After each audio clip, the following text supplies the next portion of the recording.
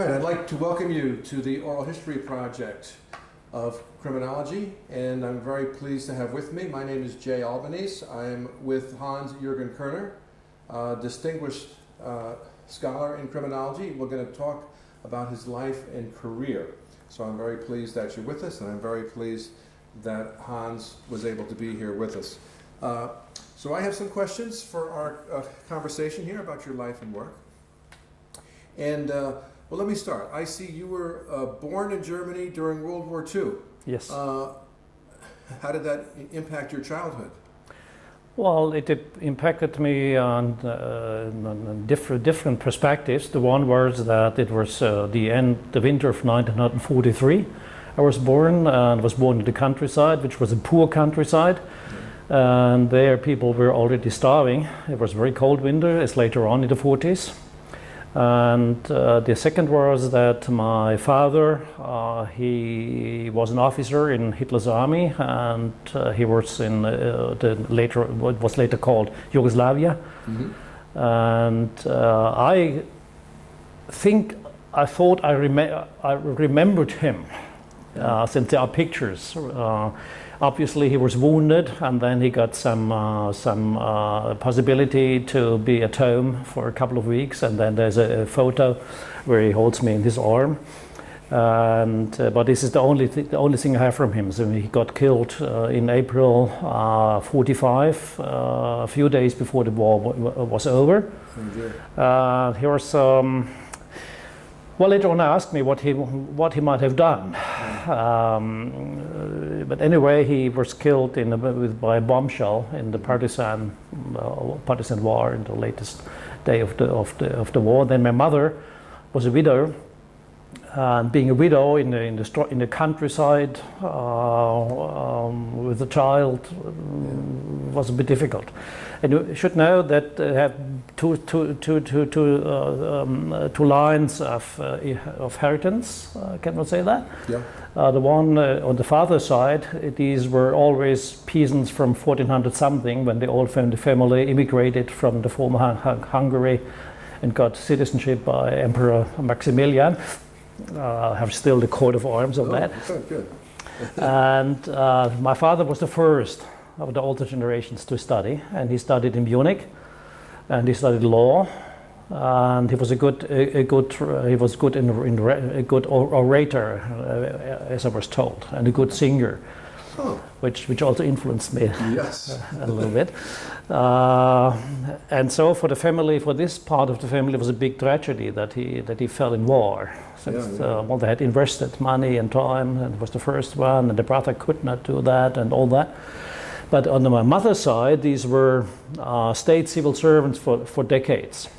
But interestingly, a special kind of state civil servants that were somehow free entrepreneurs along the Napoleonic law. Mm-hmm. Since Napoleon had occupied the former part of Germany on the left side of the Rhine River. Mm-hmm.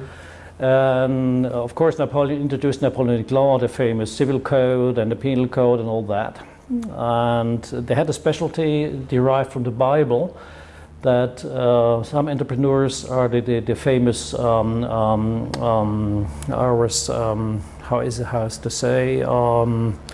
problem at the moment. Those collecting taxes. Okay. Tax collectors as entrepreneurs. The former, my predecessors, they got 6% of all they collected and gave it. But when my grandfather started this, they were semi-independent, which meant they were independent entrepreneurs, but they got a kind of salary instead of the 6% of all the income. And also then I tell this, that's my mother. She was the one a little bit experienced. They got some kind of higher study, and so she could run the business when the grandfather was, by political reasons I never understood, was expelled. Yeah. And then she fell in love with a guy coming in to be the new tax collector entrepreneur. and then happened to become my stepfather. I see, okay. And this, I tell this since this influenced my life in another way. My father studied in Munich and had many friends in Munich, and these friends and families had hold close contacts with my mother and her sisters. And if any possible, which was quite difficult in those times, they came over from Munich to the Palatinate, which is where I was born. Or the Palatinate people went over there, and was good friendship. In Munich was the Bavarian style of life, which was quite earthen at that time still. And so my idea was, whenever I will be in a position to leave my home, I will go to Munich, to Bavaria. And quite early on, I had a deep interest in the sciences, physics, biology, and so on. And then my idea was I become a famous physicist. Yeah, what happened to that? Well, my stepfather, who took good care of me, his life idea had been to become a lawyer. But his father, a shoemaker in the countryside, said, you stay here. And then they made a compromise. He could become tax collector. But his life idea was jurist, as we say in Germany. Lawyer is the ultimate goal. And so, as fathers often do, he said, I, as his son, should fulfill his life dream by studying law.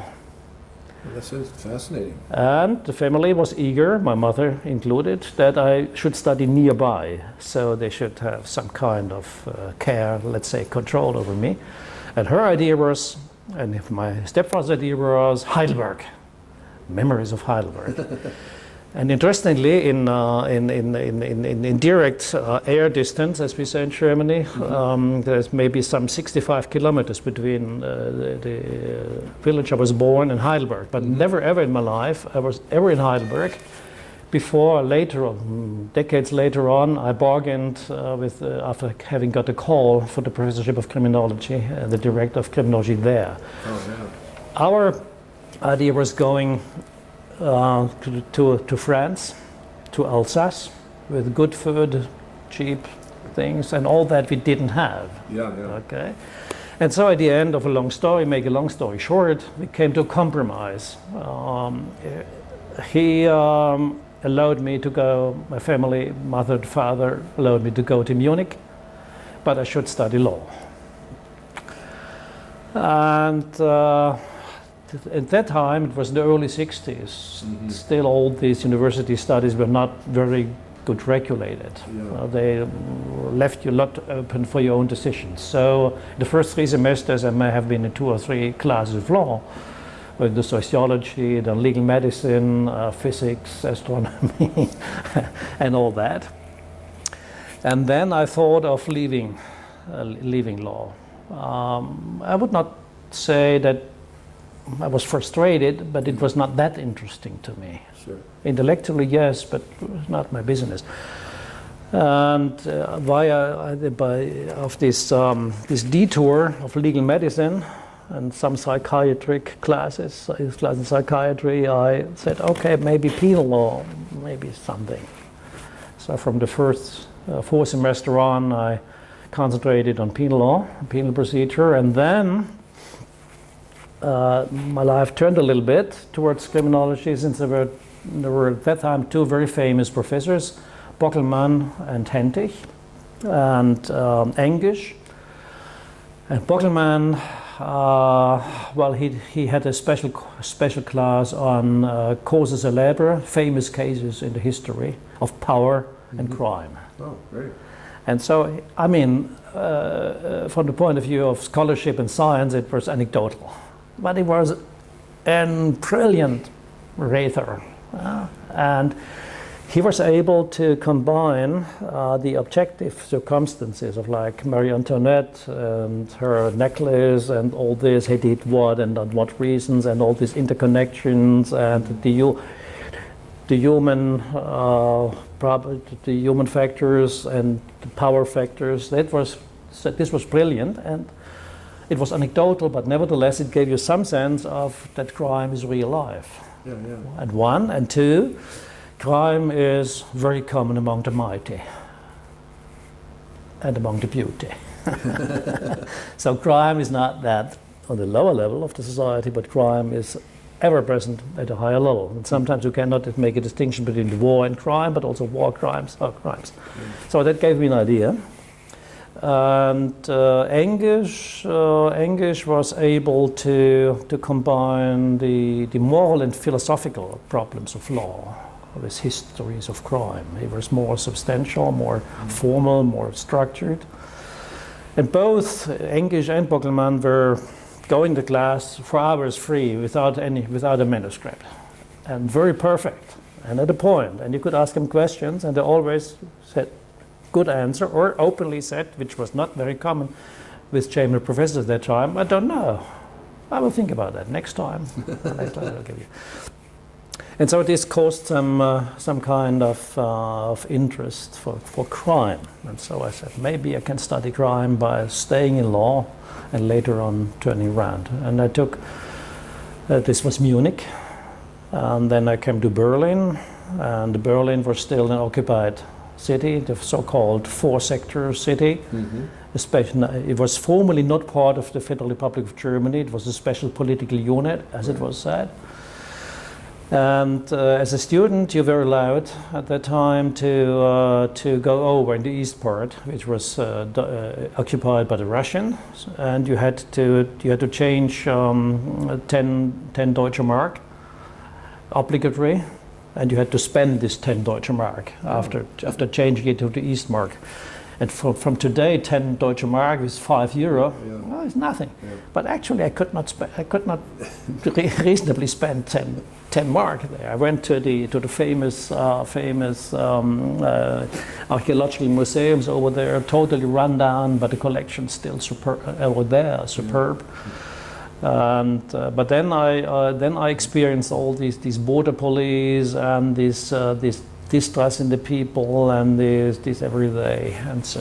And coming back to my early days, another influence was the problem of poverty and hunger, and probably being forced to break the law to survive. Stealing. Obviously, stealing was not allowed, and I was born in a very strong Catholic village, and Catholic in the everyday language means black, in a black village, some 4,000 inhabitants, and with a strong priest controlling his sheep there. And then was the question, could it be allowed to steal, to break the law for surviving? And in the scholarly terms, relative and absolute poverty, okay? And then came, there was a big debate going on, and then came the famous dictum by Cardinal Frings, who then was a Roman Catholic cardinal in Cologne, far away. But he was asked about stealing. In the concrete case, there was the big wagons full of charcoal of the English army, which occupied the Rhineland. And sometimes the doors were a little bit open and the charcoal came out and down the railways. And sometimes the people helped a little bit, the doors open. And then Cardinal Frings was said, well, in principle it's forbidden to steal. And it's against the law, it's against the morals. But Godfather, when looking down on his little children and older children, he may have some understanding if they correct the situation a little bit. And then the famous term Fringsen meaning stealing a little bit to survive God. It's God's, not God's will, but Godfather, the Lord will understand it. And so this led me later on a little bit into bad clip here. Yeah. No, I was too lively. There we go. So that led me rather early to that problem of norm. The Sutherland is creating norms, breaking norms, and erecting the breaking of norms. And the third factor, or the fourth already, was that I had a warm, caring mother, but a little bit over-controlling. So I was the only son of a man who still was not sure whether he was still alive. Later on, it became alive by black magic. It was getting clear that he was dead. And years later, it was officially certified his death. But she, as you may remember, she was desperately out to marry again. Sure.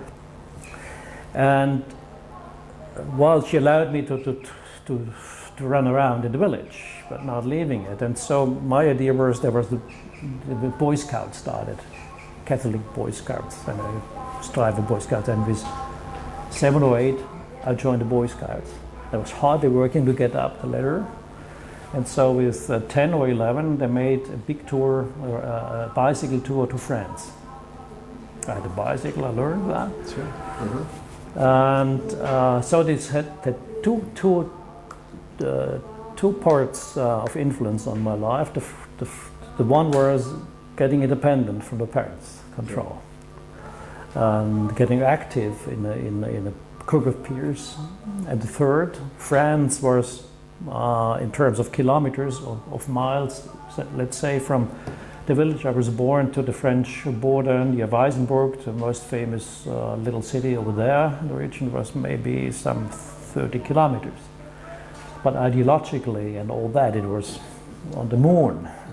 You mean, France they occupied, and I remember still as a small child when the French did use Moroccan and Algerian soldiers to get over to avoid fraternization. Since the Alsatian people have a German background, and they were poor, very poor soldiers, and they loitered and still, and they, as I intellectually realized later on, they raped women every other week. And so I was astonished as a small child. Why did my mother and the sisters and all hide when some soldiers came? Later on, I learned that. And then our family was privileged so far that my grandfather, as a tax collector and entrepreneur, had a rather big house. And so this house was sequestered, can one say that, by a high-ranking French officer. And he was generous in allowing our family to live in the cellar, in the okay, so and he was a big hunter, and sometimes he gave a duck he had shot the families all we had meat.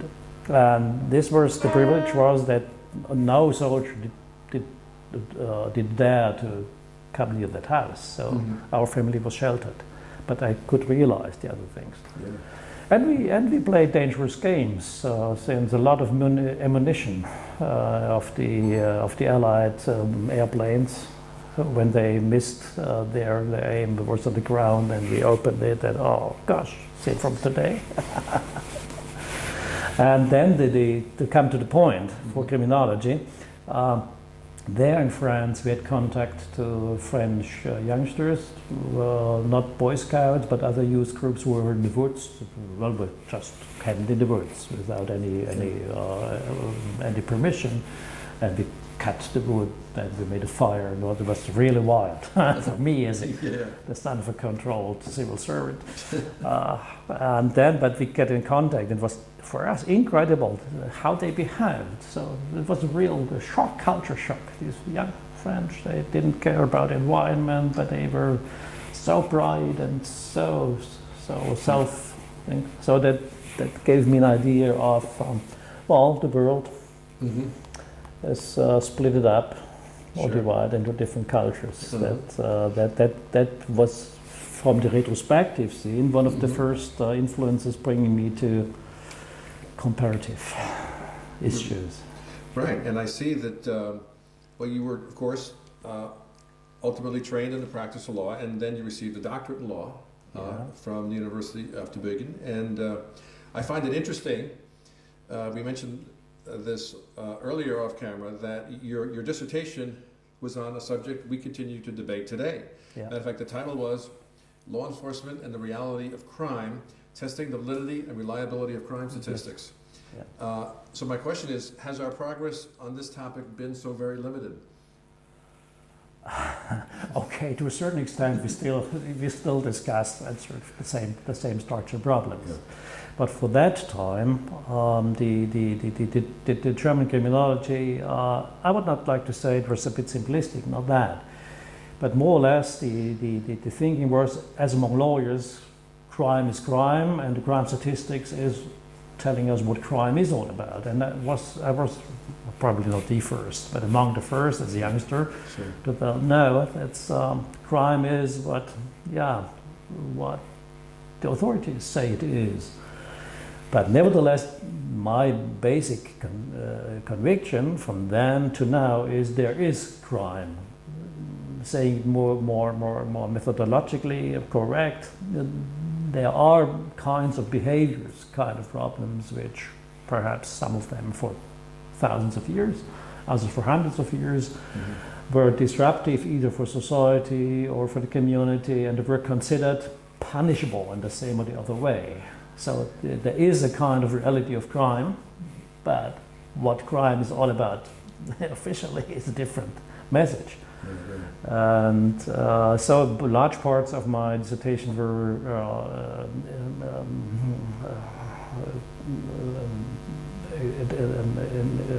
an essay, no, not an essay, an attempt, an attempt to deconstruct this picture of the objectivity of crime statistics, but not to say that it's false. Right. Which some constructivists would, yeah, okay. One interesting thing, when you look at your record, there's a number of remarkable things, other than the sheer volume of the work you've done. You began doing comparative work back in the 1970s, at least before comparative work was very fashionable. Yeah. So what drew you into the whole comparative criminology, comparative criminal law work? Well, it's not 100% clear to myself. But I will return for a second to these early experiences about, the French coming in. Sure. And then later on came for a couple of months before Germany was divided into the occupation zones, came the American army with the big tanks. And then, of course, they were looking for the werewolves, but not in our village. And so the tanks come in the open, and these proper officers or the soldiers were there, and black people, first time alive. So apart from these so-called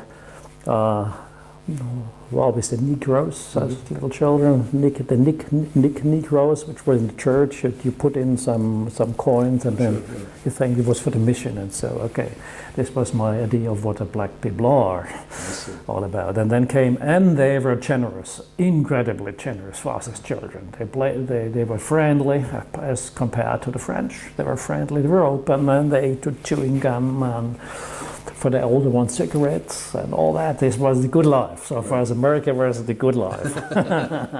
Immediately you experience that. That must be the country. And that opened my mind for the United States. What we heard in school about later on about the history and the detecting of America and all that. But the real influence that you should look over came from those early experiences. And later on,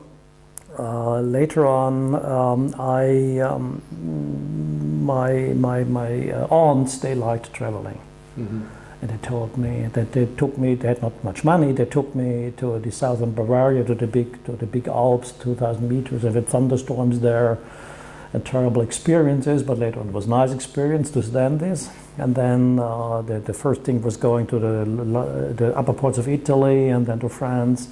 And then the idea was you should go to the United States. But I could not afford this, neither during high school nor later on during my study. And the real kick to comparison came, I guess, in the retrospective when Göppinger, the boss of the Criminology Institute, where I was in Tübingen first as a student, and then as a teaching aide, can one say this? Yeah. And then as research aide. And I got interested in the crime statistics, and then one of the main research associates there, he was definitely interested in comparative studies. And he gave me for his work, he gave me some tasks to do reading, preparing excerpts. At that time, no computer, no nothing yet. You can't understand from today how it is. And so I found this extremely interesting, this work. And then when I became assistant, minor research associate, perhaps to translate, I via these for me higher person, Günter Kaiser, by the way, who later became director of the Max Planck Institute in Freiburg. He said there may be a position open at the Council of Europe in Strasbourg. And wouldn't you like to apply for that? And to my astonishment, the big boss said, yes, you could do that. And I applied. And to my big astonishment, I was appointed as the representative of Germany for the research department of the Council of Europe in Strasbourg. Well, then some difficulties came out. I had, as the first language in high school, Latin. And then we had a choice between Hebrew, Greek, or French. Then I took French. And a couple of years later, we had a remaining option between Greek and Hebrew. And I took Hebrew. So I had Latin, French, Greek, and of course German. But the French was a little bit like the Asians today. We read a lot, we didn't speak, and it was then classical stories, Molière, and there's operas, and there's. But I couldn't any phrase to buy a bread. Yeah. And then I was in the Council of Europe with 8 years of French, good French, and the pronunciation was good. Alors, monsieur, dame, comme ça, hein, comment? But no idea. Yeah. And the last option in high school was English. Since it was a classical high school. Klassisches Gymnasium, altsprachliches Gymnasium, old language gymnasium, literally translated. And I opted for English. But then, for the last 2 years, the first year, no teacher was there. And in the second year, we had a teacher, but he was ill for 3/4 of the year. So I had actually had a quarter of 1 year English in high school. And then I was daring to go to the Council of Europe in Strasbourg as research representative of Germany. And I was extremely lucky in two directions. The first was that they had extremely good interpreters. And they were able to catch the meaning of what you were pronouncing there in a minute. And then at the same time I heard in the other, but sometimes they said with me and other participants of that group, I don't fully understand what he said, but I think he meant that this one was going on. And it was extremely helpful for me that also a couple of other members of French was not capable of good English, and as Benyut, who was not very capable in French or English, but they were good scholars, yeah. And some practitioners. And so you're sitting there, and the first day was a catastrophe, but then you slow down, you calm down, and then if you are as we say, you're put in the water and you have to swim, you extremely fast grasp what is going on. And I had a lot of reading already as a student then, in Tübingen, in English text and in French text. So it became, this passive language became rather swiftly an active language. The most difficulties then were the evenings. We had a good per diem. Mm-hmm. Oh, an incredible amount of money for me. But you were expected to go with the group and the others in the good Alsatian restaurants, and never in my life would have gone. And there, having a small talk conversation, that was even more demanding. It was when I returned to the hotel, I was just there. But coming to the point. And nevertheless, also the life around is important. There was the first empirical study on the state of organized crime in Europe ever done. And I was the one chairing that special team. And there was a combination of sessions at the premise of the Council of Europe, guided by a Norwegian scholar who was quite good in scholarship and language. I don't remember his name at the moment, perhaps it will come. And then going teamwork out there, and then each and every of us had then 2 to 3 countries as his or her specialty. And mine was my country first, Germany, but then Holland and Belgium. And then I had to go there. And I was a little bit trained in field work, luckily.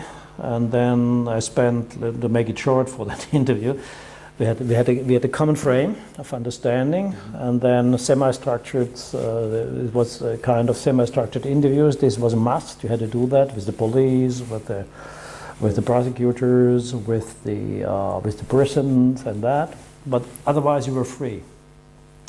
And I opted for fieldwork, which was, let's make it simple. In the morning, I was taking interviews with the police, and in the late afternoon, during night, I was going out, not in that thing, in the lower parts of the cities like Amsterdam or The Hague and Antwerp, and going around and getting into contact with the milieu.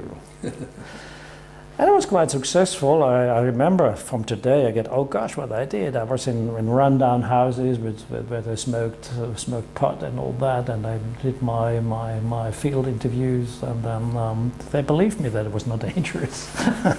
And the interesting thing for me, in terms of coming back to the crime statistics, was that quite often the information the police gave me at the headquarters or the police precincts were quite similar to those I got got to downtown in the milieu, but it was a different language. But for example,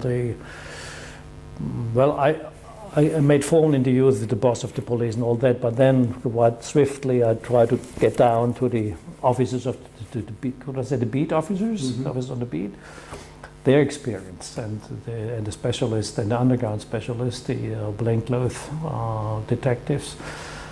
And they were in those times quite frank in describing what they thought about organized crime and how it went on and whether at all we had. And one of them said, you know, for my boss, organized crime doesn't exist. Since, along his thinking, a good police chief should A, know, and B, be successful in destroying it. And so, since he was not seeing it and not destroying it, it could not be there. I said, oh, what's going on? I said, I couldn't make any case as a case of organized crime. I had to make it as a normal stealing or something like this.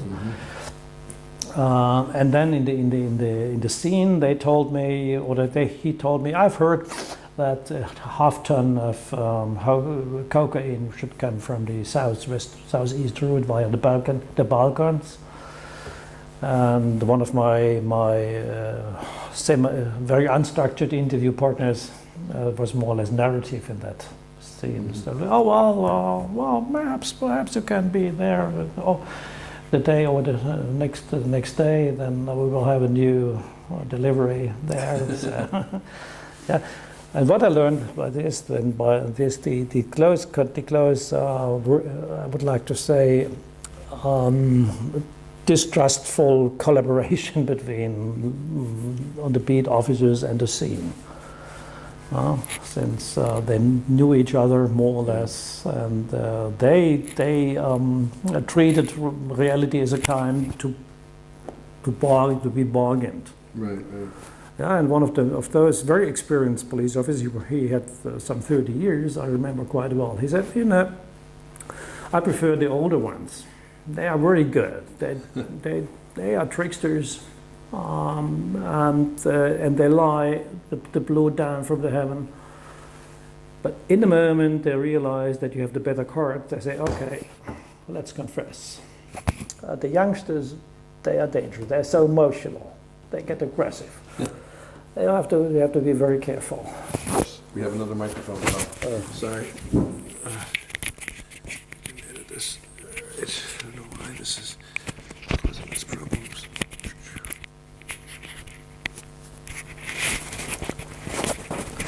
All right. That should grasp it. Yeah. All right.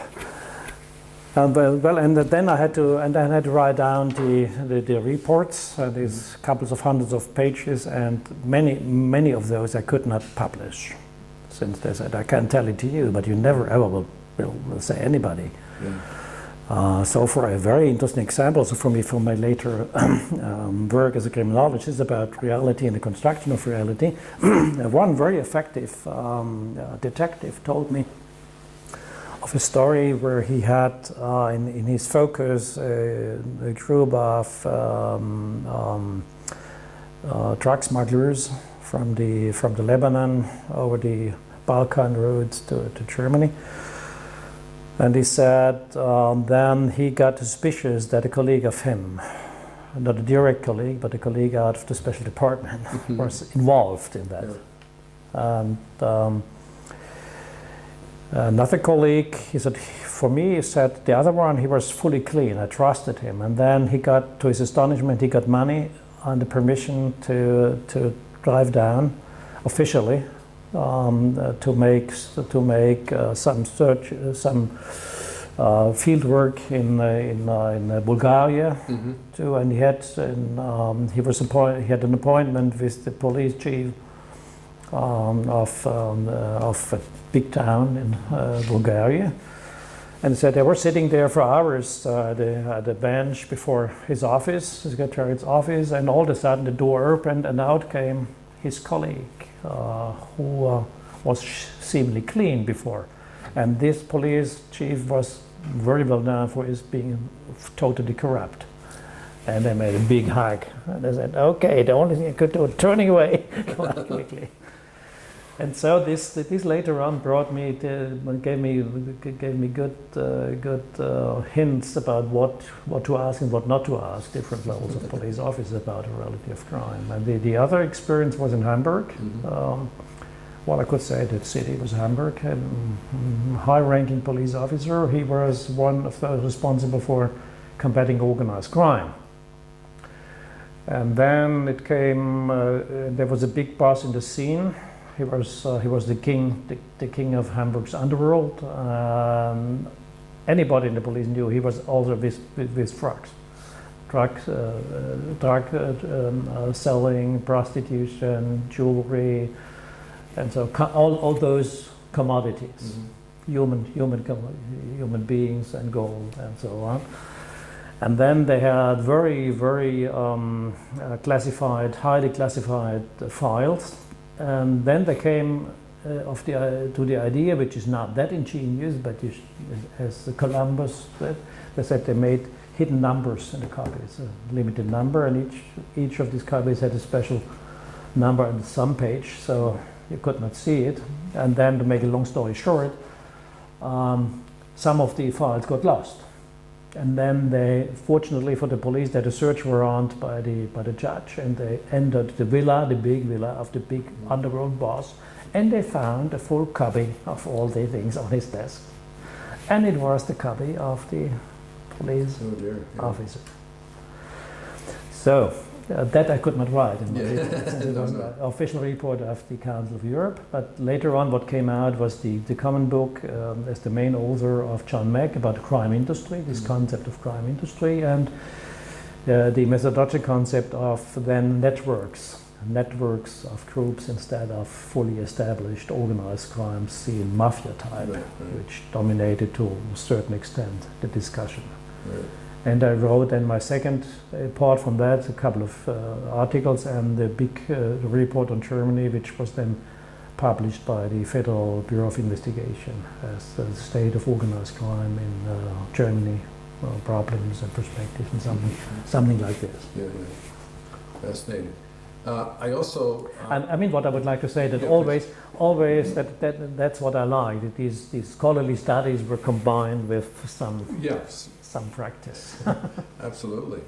I also see from looking at the scope of your work, you've done quite a bit of work on juvenile offenders in terms of sanctioning and punishment and treatment. What drew you to focus on juvenile offending? Well, quite early in the retrospective. The one was one of my grand aunts, one of 18 children of my grandmother. And she was, in modern terms, general secretary of an order of female nuns, with monasteries in a couple of European countries. And the headquarters, so to speak, was not far from our village. And she liked me. And I liked to visit her since she had always sweeties. For herself, no. It was a bit strange since I got the Easter hair on Christmas, and the Christmas chocolate at Easter, and it smelled a little bit about to do something in your some tablets in your clothes that the worms don't get in. The mothballs, yes. Yeah, yes, the mothballs. Yeah. But for me, that was chocolate. Huh? Later on, when I get a real first good chocolate, it didn't. I said, what's that? Okay. Anyway, and this order was quite progressive. They had what we would like to call now a child psychiatric wing. And in those times, you did not have the medicine. There was full-blown early psychiatric problems. I was, as a child, I was open. I was playing with those. Some of them were running against the walls, others were taking out the hair, others were crying, and then they came back to me and we were stalling around. So for me it was a little bit okay. Which means, from the retrospective, quite early, for me it was quite normal that, let's say, abnormality was quite normal for me. I did not have fear. Yeah? This helped me later on. When I was, when I also, by Göppinger, who was a famous forensic psychiatrist and criminologist, he allowed me to collaborate with him as an expert witness before the court. And he allowed me to be with the interviews and to try some interviews with psychiatrically disturbed murderers and all that by myself. And so I guess some of these clients did feel that I was neither fear nor prejudice in these terms, which helped me a little bit. Okay, and then the second was that many children after the war were disturbed, not pathological, I think, but they had all this history of starving, of being abused by returning fathers, which was a big problem. Fathers returning from war and then from captivity, from the Russian concentration camps. They beat up their women, they beat up the children, and they were aggressive. And a schoolmate of mine, the father was severely ill, and he was a peasant, and he could not take care fully of the cattle and all that, and he forced his wife to do things which normally only men would do, and extremely inimical against knowledge. Said, okay, and so put it this way, in our Boy Scout group, we had always a large faction of more or less difficult peers. Couple of them aggressive, a couple of them chronic liars, and others stealing, and so on. And one how one says, a big challenge. One of the challenges for us as the young leaders, the middle leaders, was to integrate them, to get them along. And so I learned that the best way was not discussing with them, but just doing something, being active, tempting them by saying, you must go on with this big tree. And then the group was around, and the group was looking and then laughing when he or she, mostly he did not that, and then calming him down after he got aggressive, say, okay, it's important to try, and to try again. And so this helped me a lot, some really understanding. And the third was, I started my study in Munich, then I went to Berlin, and I ended up in Tübingen. Originally I had in mind from Tübingen, which was famous as a so-called University for Learning, a small city. Then during the summer break, we said as the students, the sideways were left high, so nothing was happening any. Mm-hmm. And my idea was, as many who did not have followed 100% the curriculum during the semesters, to study in Tübingen to get ready for the exam to be taken in Munich. Anyway, I stranded in Tübingen due to Göppingen. I had this high time then. Bus tours to psychiatric wings, bus tours to prisons, bus tours to police stations with examining the officers there. And so there was a big experience in the human factor of crime and crime control. And I don't remember perfectly, but the one or the other way I got the message, I think it was by one of our social workers, that in Stuttgart, the big city, the capital of the state of Baden-Württemberg, they had special services for the people living on the street. We call them Obdachlose, people without a boat, people or Nichtshafte, which means people strolling around from one city to another. Mm-hmm. And I opted for and I asked for that, and I said yes, you could do that. And then I was appointed as a part-time social worker for the night shift in the city of Stuttgart. And I started my work at 8 and I ended at 6 a.m. And this was quite interesting. It was quite a temptation and a challenge. And there I saw the whole thing of the lower parts, let's say, lower part of society, and many youngsters, so 17, 18, 19, which came without anything, ill. And then I learned how to handle those people. Sometimes a couple of them got into conflict, and I messed into that.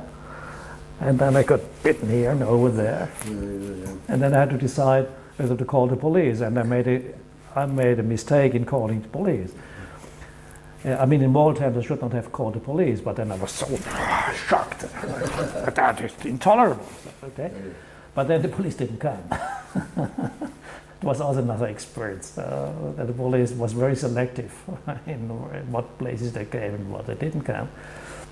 And later on, I could digest that intellectually and morally.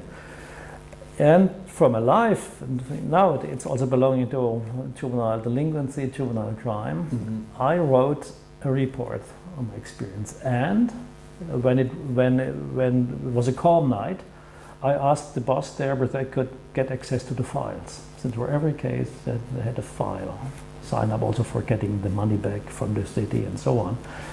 And I made a template for all those facts there, their history, whether they're in prison, their problems, and so.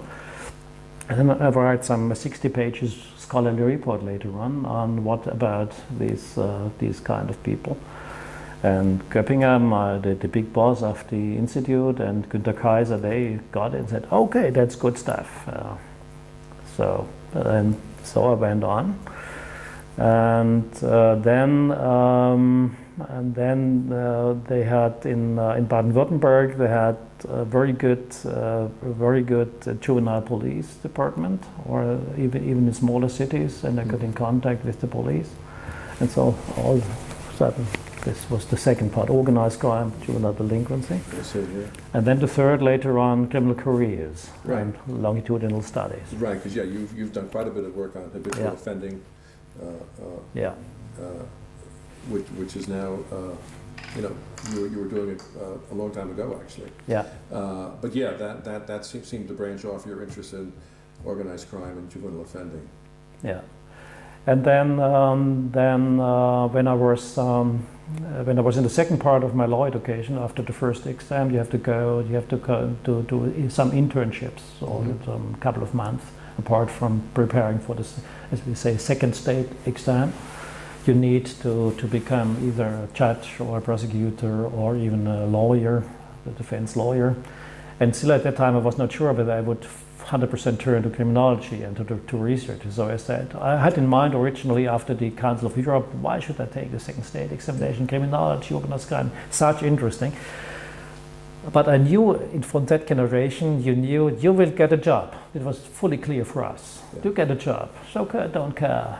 But I was not sure whether I would get a good job. And so I said, if I would not do it in criminology, social science and all that, after the second state exam I could turn for that. So I went, we had one of these internships was the prosecution.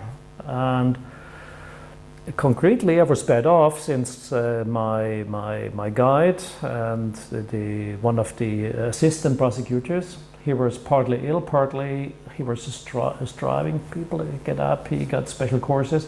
Anyway, to put this story short, for 4/5 of my whole internship, I was alone in that could one say department or that part, and I acted as the prosecutor more or less, and I got a lot of cases, and I had to learn it. And just anecdotally, I was trained at the university. You had to study the cases very carefully, and then our idea was when you go to practice, you have more time to study these cases. Well, the practice is that you should develop strategies and tactics to get rid of the files. And every morning, literally, the responsible lower-ranking person came in with such thing of pile of files, put them on the entrance desk, and in the evening he came on and looked at the exit desk. And on the first day, the evening was 2 cases on the exit, and the next morning he came in the next pile, and then the other day he came in and there was 5 cases there, and he looked at me. And he said in his broad Swabian dialect, "How, young man, I told you, you have to learn it quite quickly, otherwise you will get into problems." Well, I learned that anecdotally, and apart from that, I learned also how cases had to be streamlined in practice to fulfill the practical idea of getting the criminals convicted or the uncertain cases switched off. And I had there also a lot of cases, some interesting cases, some weird cases of young offenders. Since also my guide, he was also responsible part of his workload for the juvenile court, and so I had a lot of contacts with juvenile court. I also went there as a prosecutor, very young, very unexperienced, and I had to learn to. And I had to learn how to stay at trial, and to learn to manage uncertain situations. And what I learned there were the different styles of behaving of young first-time offenders and repeat offenders, and what later on Marvin Wolfgang called chronics, and how tricky the chronics were, and how experienced they were about the system. And I had then, later on in Heidelberg, I had a constant group of a student group in the detention upon remand wing of the juvenile prison. It was then run, the group, by Thomas Feltes, later on becoming professor of criminology in Bochum. And they learned much more about young criminals than the young criminals learned by them, but they gave them legal advice, which was a bit difficult in legal terms. And then, of course, we asked them. I told to the students what kind of questions they should ask and get in contact. And one of these questions was, what kind of sanction will come out if the court, this judge, that chamber would find them guilty? And they were extremely good. And even in explaining, said, well, that judge there, oh, no chance. Then you get a year or 2 imprisonment, which is a lot in Germany. It was a lot there. And then their comments about the lawyers, the defense lawyers, the prosecutors, that was quite good. And then the different style of the judges. I remember a juvenile court judge. He was shouting. Oh gosh! He was shouting the hell down. I will bring you and all with this way. And later on, the sanction he imposed, it was minimal compared to others. His idea was you should correct them by telling them the truth and how bad they will be off later on if they won't correct. But then he was mild, and the experienced youngsters, they knew it, okay, the style, and they were obviously seemingly shocked and said, yes, Your Honor, and all that. And later on said, okay, I got it, I got it. And so this was a little bit contributing to my later work on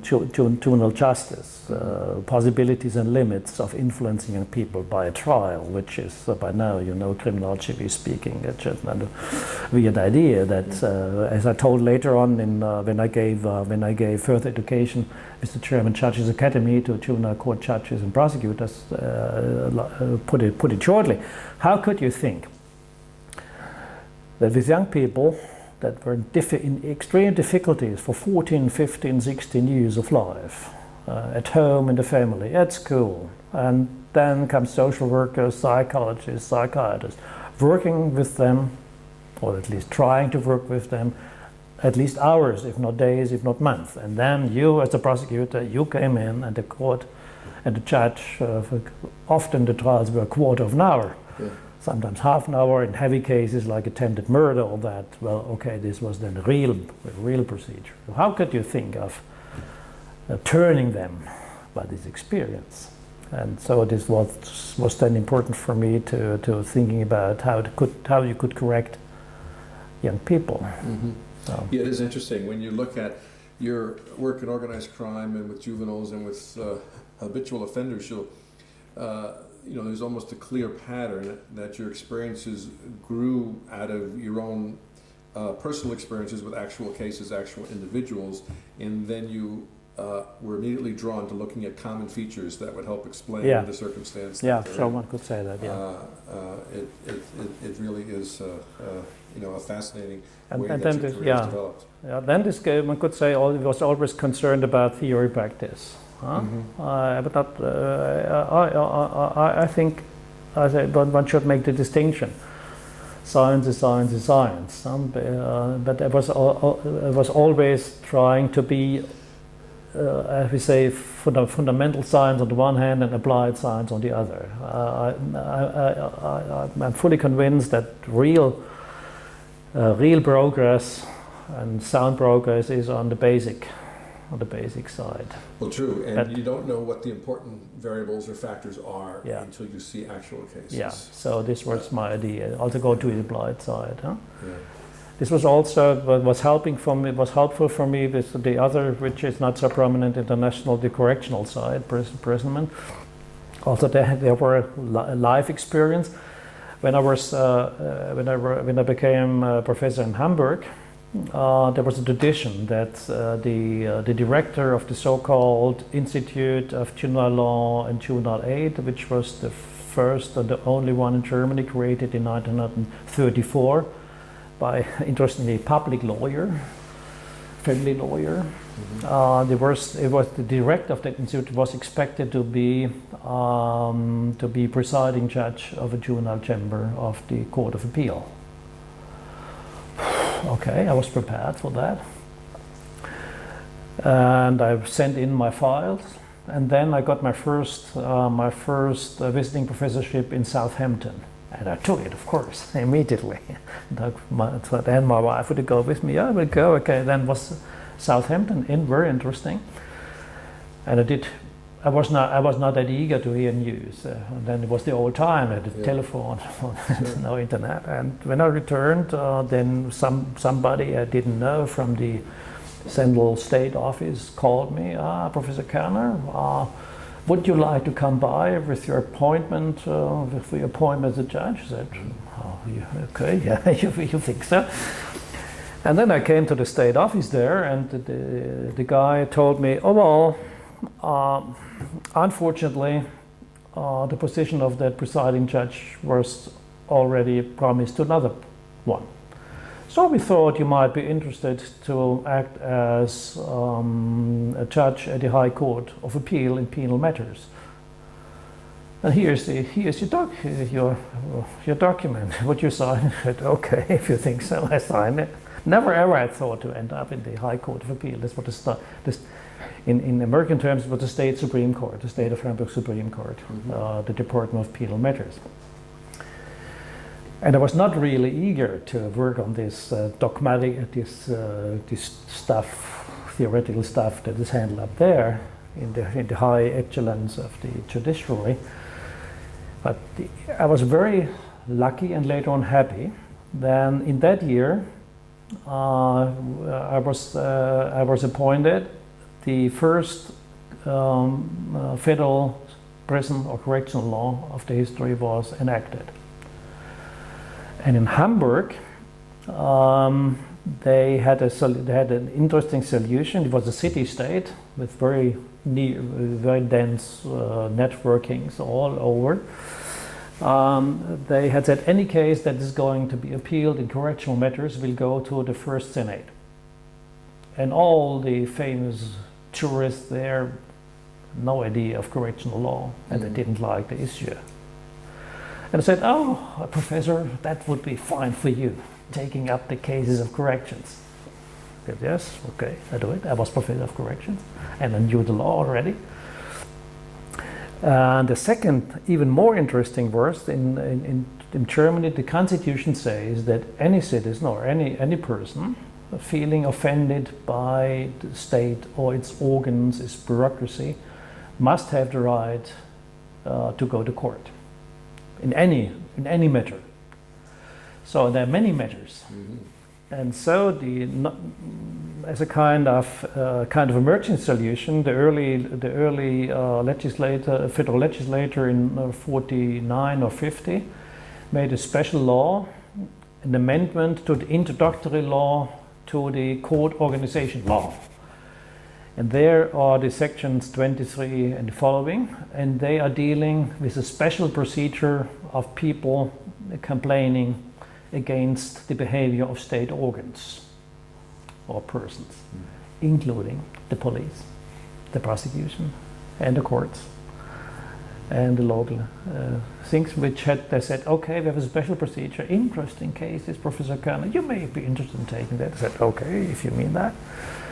And this was very helpful, since any case where police officers were accused of having beaten up people, suspects, or having committed perjury, or so on, went on my desk.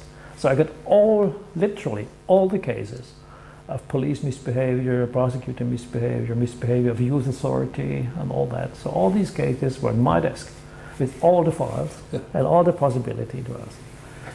Which gave me, by the way, much insight into actual policing on the street.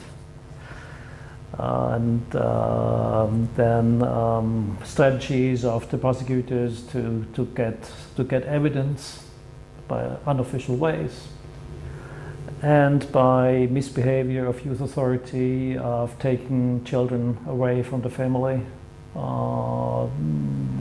with the considering them endangered and dangerous. And this also has so far policing, organized crime, and by the way, also Scientology, famous Scientology cases. They first tribunal landed on my desk, and I took some decisions which steered up some concern. I was called there. People were calling, what is guy up there? What kind of decision is he taking? Since I was a criminologist, okay, yeah. I consider that from the part of view not the state authority, but from the truth. So I was not that liked at the beginning. Yeah, I can imagine. Now you spent the majority of your career, of course, in Germany, but you've done a lot of traveling and visiting positions. Yeah. You've had visiting professor positions at Cambridge, Melbourne, Beijing, yeah. Southampton, as you mentioned, the University of Pennsylvania. And then Cambridge again. Yeah. And so how have these international experiences impacted your perspective on issues of criminology? Well, in all of them were quite influential for my life. In Southampton, it was not Southampton was not so much in criminology. It was more in comparative issues of legal thinking and of approaching the practicing of law. Since in Germany we have these so-called systematic theory and practice of law, whereas England is common law, case law. And I was starting my classes and systematically developing what law is and about, and I said nobody did understand anything really. And then it was important then to see that the importance of lay judges, since again now juvenile delinquent, juvenile control, the majority of juvenile courts was was not done by the judges but by the what was the term? Not the judge, but I have difficulty at the moment. A special kind, and it came out they were not trained in law.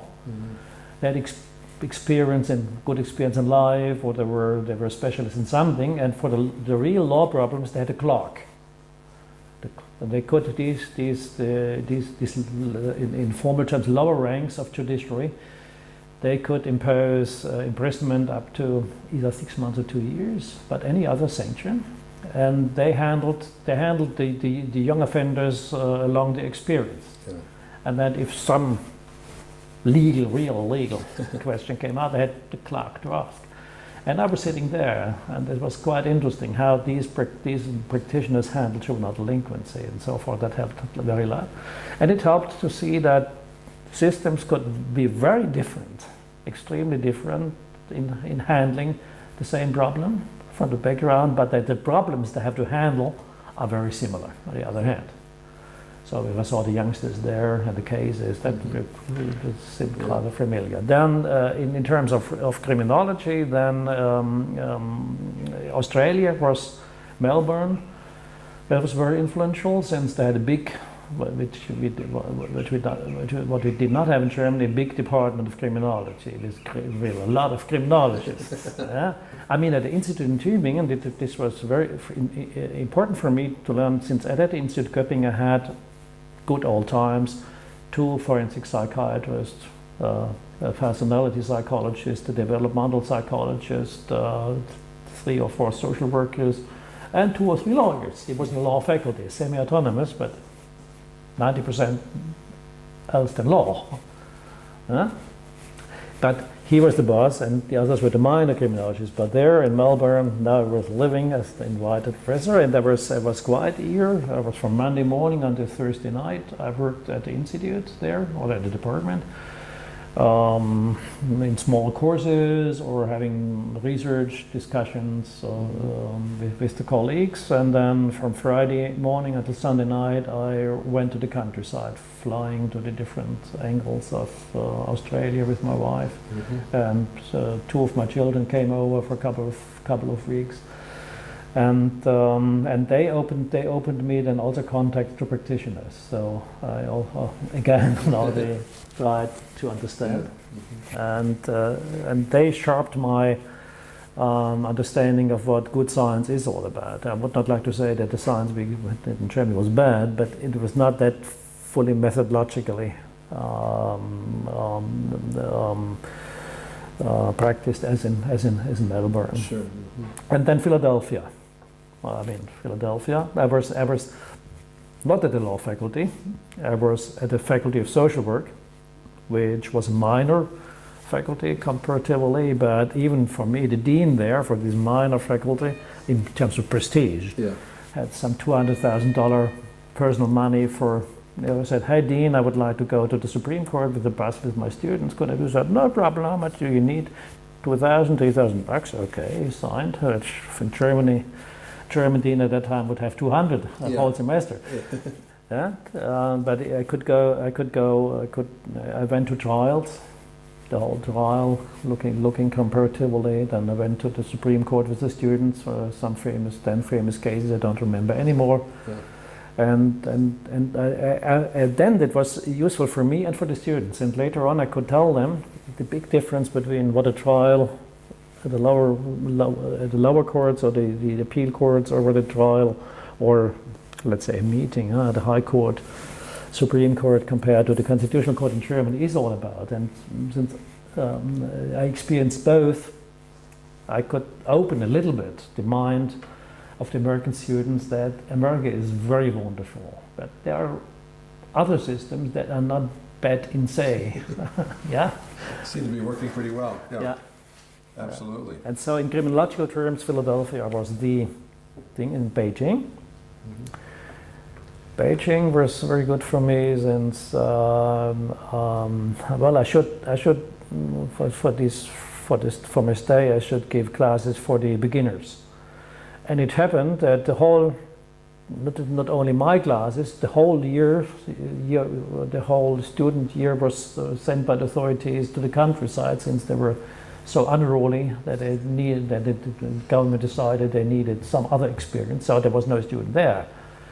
And then I got the possibility to give classes, more or less workshops, with the graduated students, and that was quite good. They were brilliant, rather good in language, and they dared to ask difficult questions, and they tempted me in saying the truth, but saying in a way that the person sitting by from the state thing could not probably fully understand what was going on.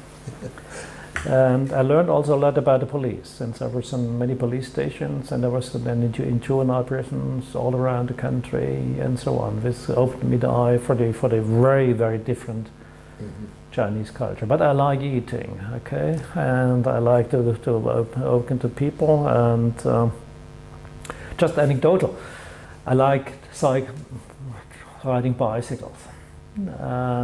And the second day in the office, I asked my guide, who was responsible for me, could I have a bicycle? Oh yes, I could have a bicycle. Oh, no problem. Okay, after a week, what about my bicycle? Oh, fine, you will get your bicycle. Oh, third week. And then did not fully understand. Later on, I understood he felt responsible and extremely feared that if I would use a bicycle and perhaps not following all the rules and having some accident, he would be held responsible. So in the third or fourth week, he said, bicycle is there. And when there was a very run-down bicycle, they could not use at all. I should have understood as a sign, I should not dare to ask for a bicycle. But young as I was then there, I took it on my shoulders, went around in the campus, found a student workshop for bicycles, and with no Chinese at all. I was like, ni hao and xi and all that. I said them they should repair it. And they did it fully perfect in a week. It was a bicycle, mother of the revolution with the dove, and it costed 60 cents. I said 60, I think $60 or so, no, it was 60 cents. And then, all of a sudden, I used it, I trained this high thing, and then I went out of the campus and made a ride to downtown Beijing, which at that time, 12 million inhabitants, 11 million bicycles, and 20,000 cars. Nowadays, it's 20 million cars. And then I learned this culture, you have to fit in the masses. You cannot ride your bicycle as you like. Since, look, and you see there's eight rows of bicycles going on, and you have to slowly to come on and join in, and at the right occasion you get away with the next one. So for individuality in itself, you see, you can be an individual, but you have to adapt to the masses. And I did not fear to get robbed or something. I went in the real downtown with these old huts there, and then I went in a kind of department store, which was this size here probably, and I needed a shirt. And then I had a queue of some 50 people behind me looking for this long nose going in the department store, and I tried to say that I needed a shirt. This was an interesting experience. And when my guide experienced that later on, he got a shock. But then they got accustomed to the situation, and this was quite helpful. I was totally free then, and I tried to get into contact as much as possible with the real people. But they were very nice. Generally, I could go into these living units where these 15 families are living together, closed off, and so I understood a little bit of what community in a strong sense is, and I could understand later on why, when I was was a little bit implied with the study of Marvin's collaborators on the Wuhan juvenile delinquency study for the National Institute of Justice, why they had so less juvenile delinquency there. Mostly those were caught by the police and put to their immediate environment and more or less corrected there. But interestingly, the problems of those that were officially handled by the police were very much similar to all the problems we had with chronic criminals in Germany. All this mindset and what kind of delinquent acts they committed, not that different. And that to a question about comparative issues, to compare means to see, for me, to get at the distinctions, the differences, but always try to see whether or not over there is a kind of human general existence and interplay. Right, it is true. The problems are often similar. The reactions is what's different. Now, you are a founding member of the European Society of Criminology and now a past president. How do you account for the dramatic growth of criminology in the 21st century in Europe? I mean, the first wave was with the forefathers, which then influenced more the American development and the German one, Aschaffenburg and Van Hamel and the Prince. And then it was more or less, criminology was more or less internally destroyed by the Nazis. And in many of the other European countries, it was more or less an intellectual thing for some lawyers, some psychologists, but no real work. That started in the early 60s. And that was heavily influenced by the re-import of criminology, to a certain extent, the re-import of criminological thinking, criminological theorizing from the United States, via mainly the Britain, Scandinavian countries and Germany. And it's interesting that in the early 60s, it was the development of the creating of new institutes. All of those now still more or less important institutes were created in the early 60s. Cambridge, Oxford, at the London School of Economics by immigrants. And in Germany, the first were in the early 60s institutes, the real institutes, and not just some chairs. And the development in objective terms was much faster and more really good science in the English-speaking or English-oriented countries, which means the development was faster in England, in theory building, methodology, and that in the Scandinavian countries, in the Netherlands. If you imagine that I had this government research and documentation center in The Hague, for a population of 11 million, some 10 million inhabitants, or 11 or 13 anyway. They had some 150 people in that center, among 70 or 80 of them scholars, not all criminologists, but a strong criminology department, where the state created a department for research, which in Germany was unthinkable for the federation. And so to a certain extent, the traditional continental criminology was developed at a much slower pace. And then we had, in addition, this sharper than in other countries faction about the traditional criminologists and the new brand of social science, critical criminologists. I mean, also in Brittany or in England, you had this critical criminology group, very powerful in concept and heated debates, but they always had more or less still ongoing good relations as scholars. In Germany, it was a bit very heavy. And as that is, it seemed to me like Emperor Wilhelm II said, being German means doing things for their own sake. They lacked, many of my dear colleagues lacked this sense, this common sense of that you have to do your work, but you should consider the others not as the bogeyman. Yes, so. And then in France was always a difficult situation. Spain developed better in teaching programs than in research, but they have some research centers. In Germany, the big incentive came by the German Research Foundation, which on the efforts also of Göppingen.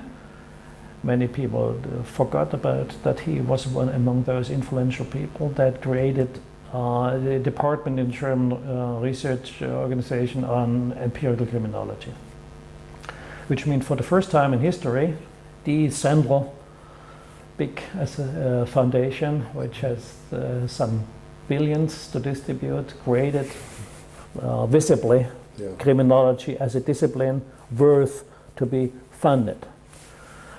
And then they created, they paid for so-called long-term research programs. One of those was implemented in the University of Bielefeld. The only up to now only university who had a separate full-blown department of sociology, and their sociologists of crime and of the others. Department, Psychology of Crime, created this special research program 12 years on child and juvenile problems and delinquency and control, which research teams of real social science programs, which was heavily influencing in creating a bottom line of sound science then. And then what helped me also was that the German Research Foundation was prepared to pay for longitudinal studies.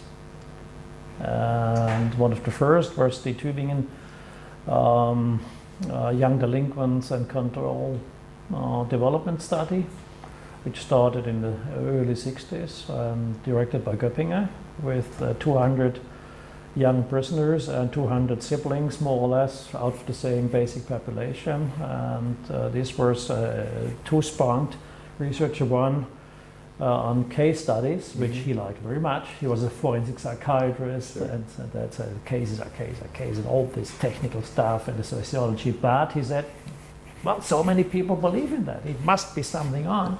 So he allowed for a second sponge, can we say that?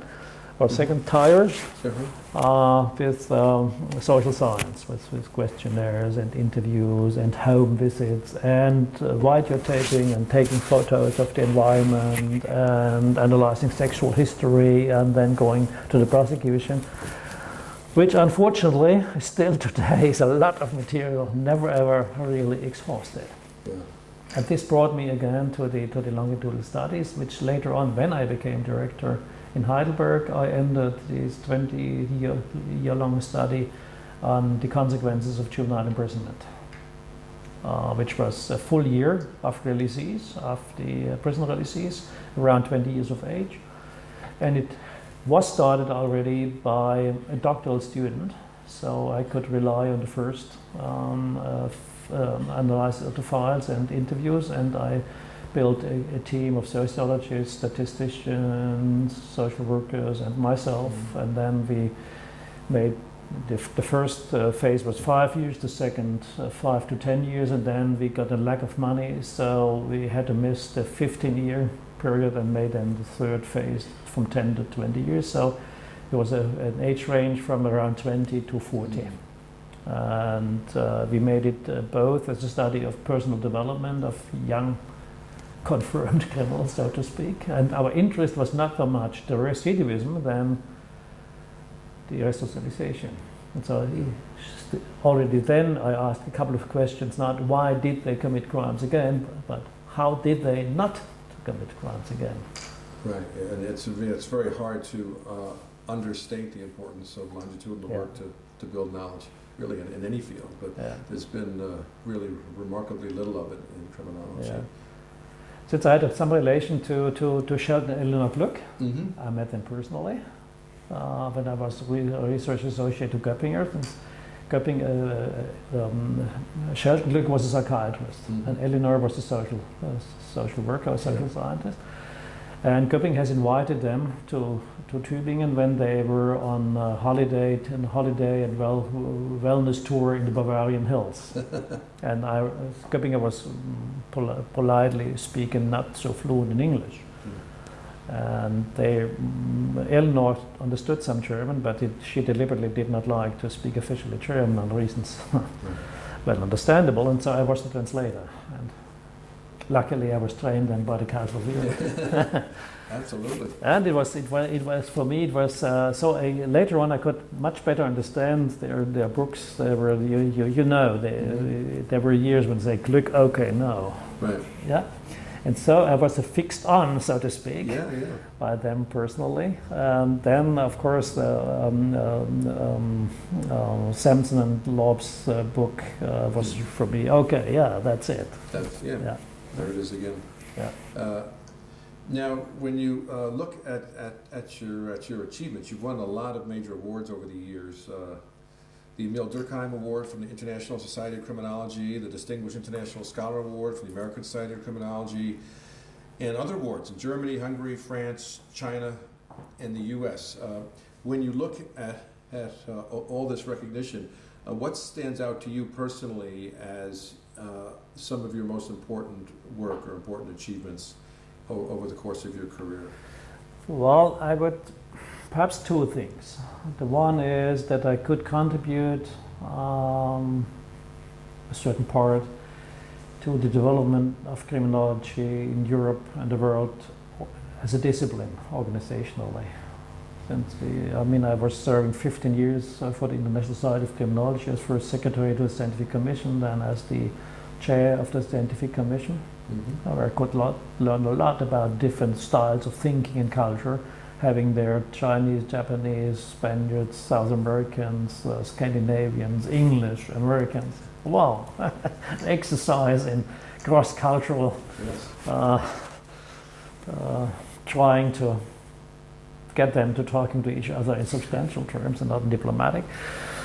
That I could contribute, which was one of my ideas. I could contribute by finding people, spending money for young scholars to attend European or international conferences, bringing young people along. And then by organizing workshops or research conferences where even established scholars by directly being, let's say, confronted to other cultures and other scholars which were famous in their countries but not that known mostly also for the Americans, that as I would like to say, there are many different ways to see the world and many different ways to try to find out the truth. And against our self-concept that we know what the things are, by those events you learn to get a little bit humble and making the distinction that you may be right in what you are thinking of what the world is all about, but then you learn that even if it's true, or it might be true, it's just a part of it. You need, let's put this way, you need to see the world on a different perspective, to learn to see it in this complexity. And so one of my constant ideas was to tell myself and to tell the others that try to avoid the quick fix. Even seemingly simple problems are in the background complex. And the second was that I tried to always to tell myself, the colleagues and the students, that theories are tools. They are not the truth, they are tools to approach the truth. And the third is that it has all in the history of science, even the hard sciences, it had come out that false theories can be true for decades in that they are functioning. Later on, for my classic example, as someone like physics and astronomy was that detection of the world by these daring masters of the sea, Columbus and others. They had these instruments, and it was the idea that the stars are. Sorry. There was strange they.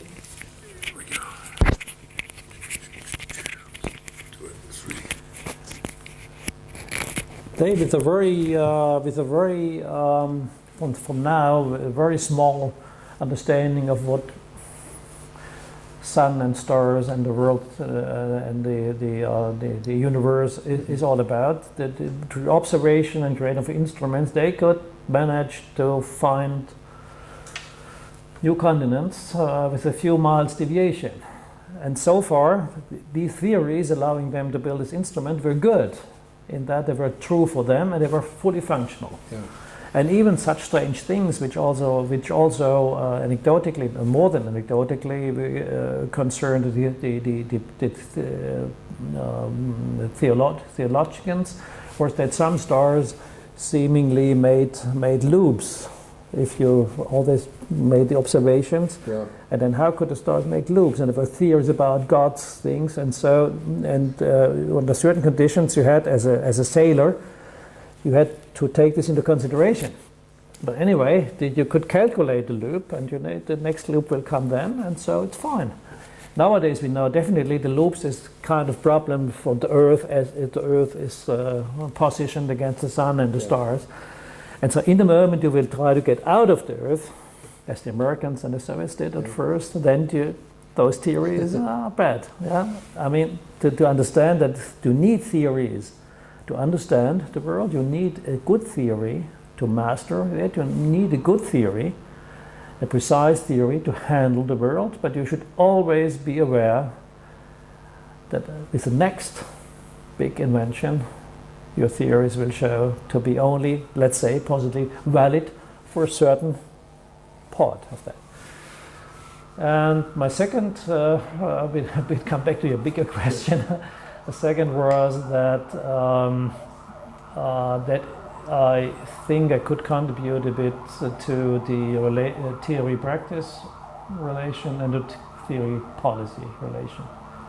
Since I was always, which we do not yet talk about and won't have time to talk about this, also in state commissions. Yeah. Mm-hmm. I was in the Federal Commission for the Interior Security and the System of Statistics. I was in another commission on the possible developments and dangers of the second and third generation of immigrants, which was a quite interesting commission, but the results never ever were published, since they were considered so dangerous for the politics in Germany that authorities decided not to publish it. Yeah. I was in the state commission for the dangers of religious movements or sects like Scientology. And then I was in the commission on organized crime.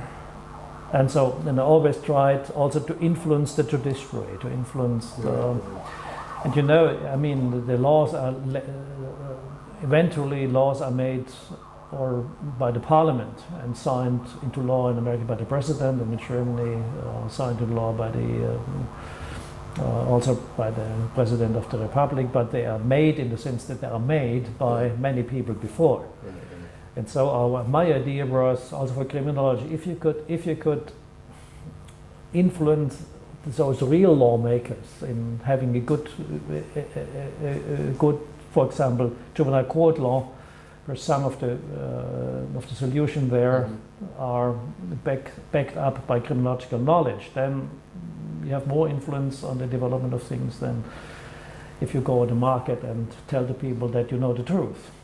And I mean, that's in that case, in that perspective, the traditional European criminology was a bit more developed than the American one. I always was, well, not really astonished, it's a system question, but I was a little bit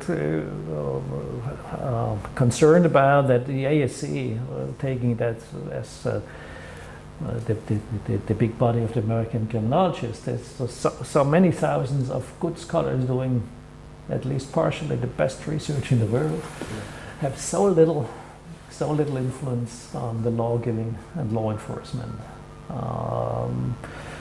I mean, we had some examples where we also have this in the United States, that some police chiefs are interested in the reality. They commission some research or some practical experiments, and many of them very famous also in Germany. But in my generation, and I tried to transmit these to my students, it was common that you try to have the constant, also good personal, informal contact with authorities, since you always should have the informal way before you start a formal one. I learned to make it practical, before you write a letter, try to talk to the people. Then at the event, if they trust you or they start to trust you, they tell you how to write the official letter that will be successful within 2 weeks instead of 4 months. This was also kind of my message that I tried to tell young scholars how to get research on in the field. If you start organizations, they don't like to get studied. Do they? No, they don't. No, they don't. Yeah. I mean, I'm not one of those developing big theories. Perhaps I may do it in the next 10 years of my life, if I will survive. I was always more practically oriented. I believe in basic research. I believe in scientific truth. I believe in all that, and I did it, and I was very committed to do it, but the bulk of my work was doing something. Exactly. Developing. Yeah. Well, Hans, thank you very much for sharing your time. I appreciate your time. And again, this was Hans Jurgen Kerner, part of the Oral History of Criminology project. And thank you very much. Thank you. All right, Hans. Yeah. Okay.